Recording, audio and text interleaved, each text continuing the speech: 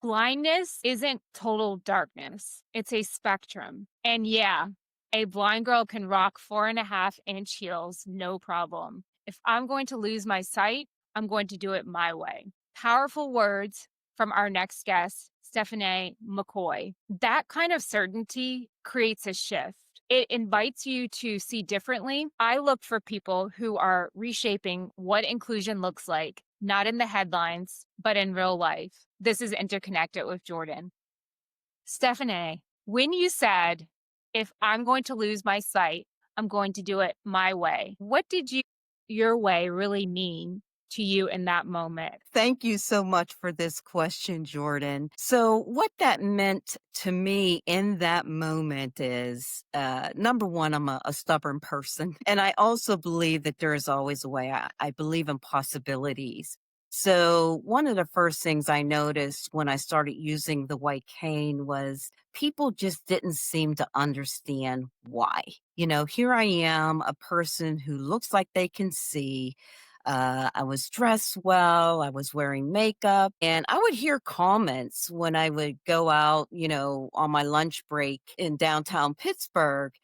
People wouldn't approach me and ask me, but I could hear the comments and it bothered me. And so, I kind of felt to a degree, I felt like maybe there's a certain template or something I should follow as a blind person. And for a short while, I actually went and bought a bunch of different flats. They were really cute, but I love heels. I love heels. I was always in heels. As a matter of fact, I'm a short person. I'm only about 5'3". I think I've shrunk a little bit in older age, but 5'3", 5'4". People used to think I was about 5'7", 5'8", and it was hilarious. It was because they never saw me in flat shoes. So here I am. I lost my sight. I had to use a white cane, and it really was about survival. When you come to the point where you have to do that, and actually it was before that because we're talking about a sensory loss, and the emotional effects and all that stuff that goes with it, along with these sort of added, viewpoints and things from outsiders. And it just sort of plagued me. And I thought, well, maybe that's what I should do. But then the stubborn part of me, it came to a head and it was like, no, this isn't good enough. The other part of that was I was using a standard white cane at that time. And I didn't know at that time that I could have any kind of cane I wanted, because what I wanted was something that reflected me. So I wanted something pretty. I wanted something blinged out, something with different colors. I really didn't care what it was. I just wanted it to reflect who I was. And so I found these color canes from a company in Canada, and I began using those. And I would have people make comments, well, Steph, you probably shouldn't be using those because they're not the standard white cane, blah, blah, blah, blah, blah. And I'm like, I get it. I hear what you're saying. However, the difference between the white cane and the standard mobility cane is the way we use it. We're using it to seek out things that are in our path. And so I just went ahead and did what I felt was necessary, and eventually began wearing my heels again too. So I did it my way. I love that. With your heels, your 4.5-inch heels, or maybe even taller. And, you brought up something that leads me into my next question. People don't understand why sometimes, or they have a certain idea of what something looks like. Oftentimes, when people hear the word blindness, they often picture complete darkness. But you've shared that it exists on a spectrum and that every person experiences it differently. What do you mean by that? And how has that understanding shaped the way you see yourself and others? Yeah, when I started saying that blindness is a spectrum, I felt that in my soul. And the reason being is because when I began losing my sight and had to use the white cane, I actually had a counselor come to my office and he helped to train me on different equipment and things that I would need. And one of the first things he mentioned was the white cane. I thought, look, I'm losing sight, but I don't really need a white cane. And it took me a while to embrace that. I really truly believed that I didn't. But after almost getting hit by a vehicle that I did not see, I knew that I had to have it to let other people know that I couldn't see. And I feel like I'm in the weeds. When I began losing my sight, I had always believed that blindness meant total darkness. I only knew very few blind people in my life at the point of my sight loss. And so it was really hard for me to come to terms with my biases. I mean, that's what it was. It was very difficult, but once I understood that and I saw how other people reacted to me, I knew that it was something much bigger than what I originally thought. And it was one of the things that prompted me to do the work that I'm doing now. So I wanted to help people to understand what blindness is, how it presents itself, and most importantly, the most important thing is the capabilities of blind people. When we think of blindness as just being darkness, I can understand why people would think, well, if you can't see anything, there's no way that you can do anything, that you can accomplish anything, that your world must be dark or just shades of gray, because how else could it be? How can you have light and sunshine and all of these beautiful things that we experience in life? However, my sight loss has taught me that life is much bigger than blindness. It's much bigger than sight loss. It's much bigger than even the spectrum of blindness. And so I went further than blindness is a spectrum. Blindness is a spectrum, but so too is humanity. When we think about humans, we are all the same. We are all humans, right? We're all one classification of humans. But when you look at us as humans, we are so different.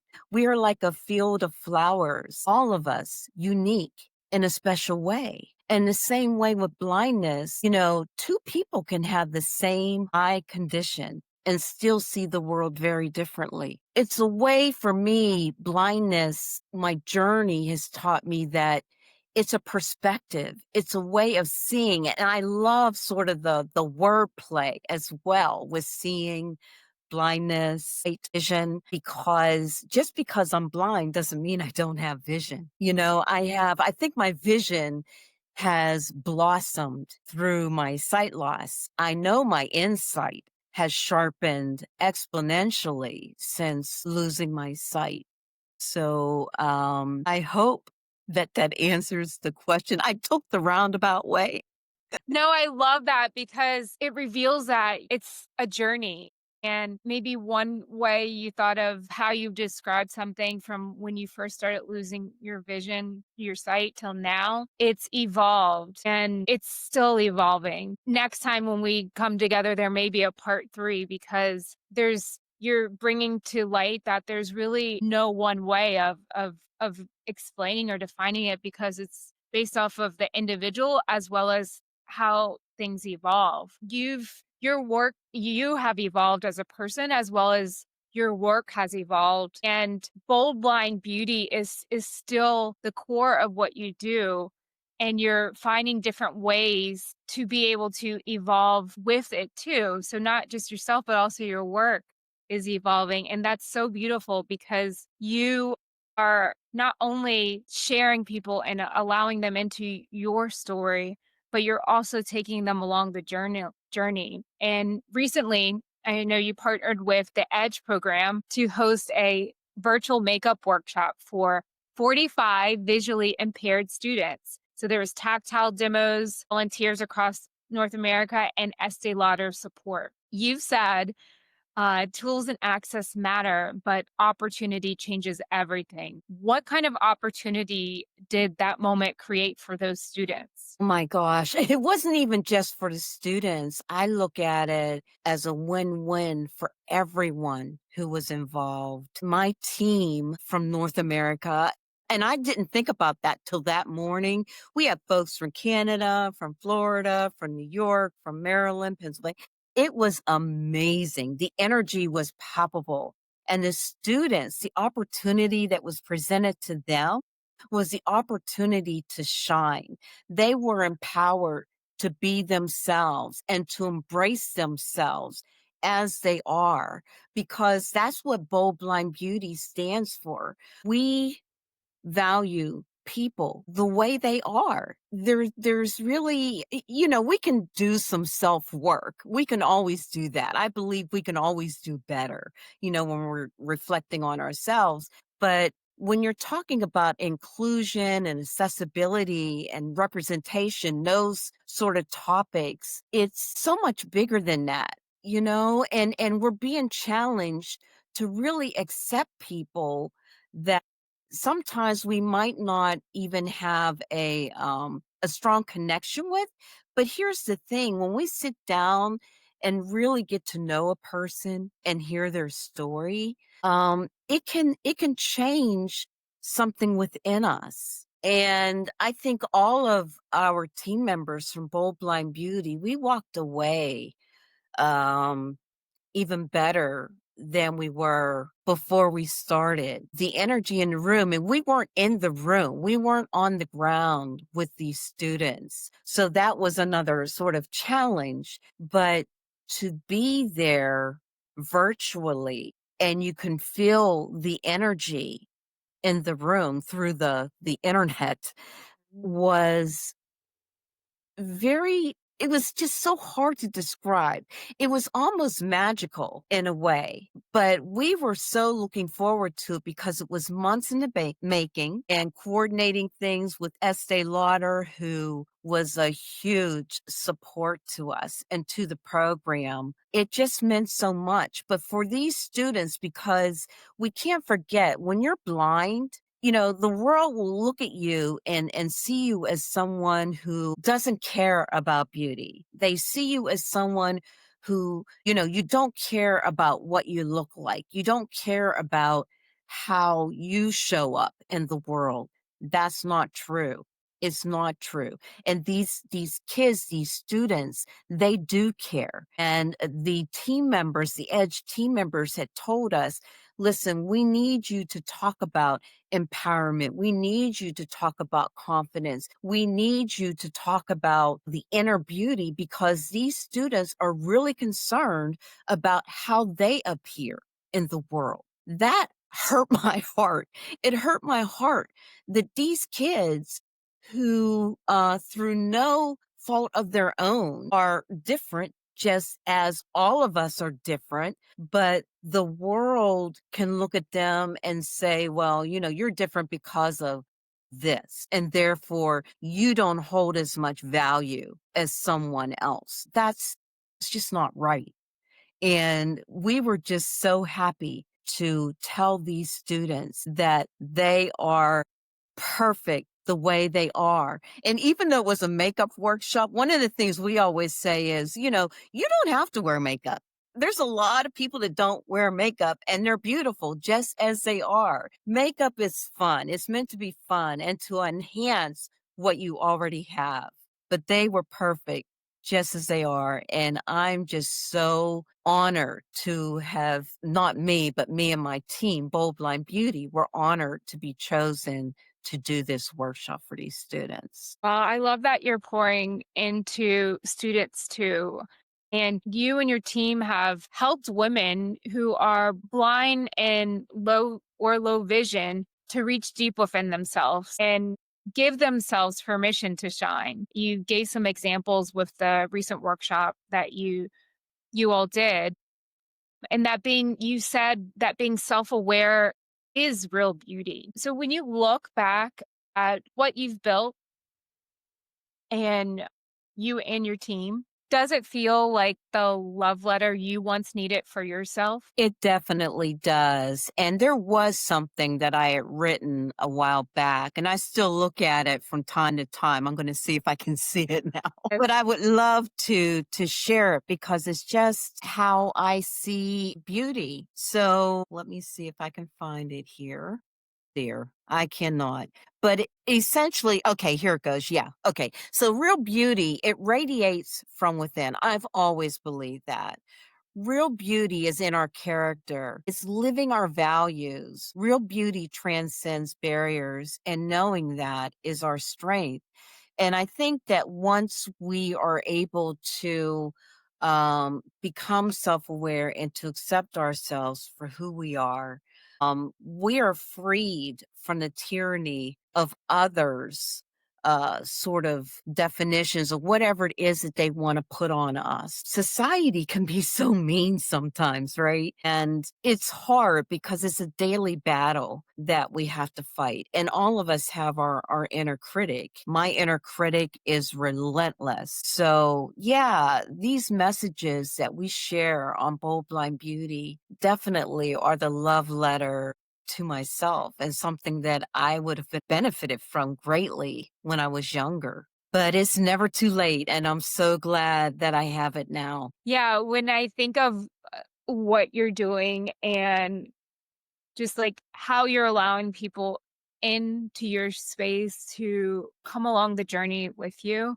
I imagine there's someone out there, no matter what the age, that's adopting almost your energy, almost like the love letter that you're sharing to them, the words that maybe they don't believe yet, but having someone like yourself to be able to remind them of these things allows them to dig deep within until they feel that and are able to then go out and continue to shine. So I'm thinking of about the next generation and the ones watching, listening, and learning. What kind of future are you inviting them to create, even if they don't believe it yet?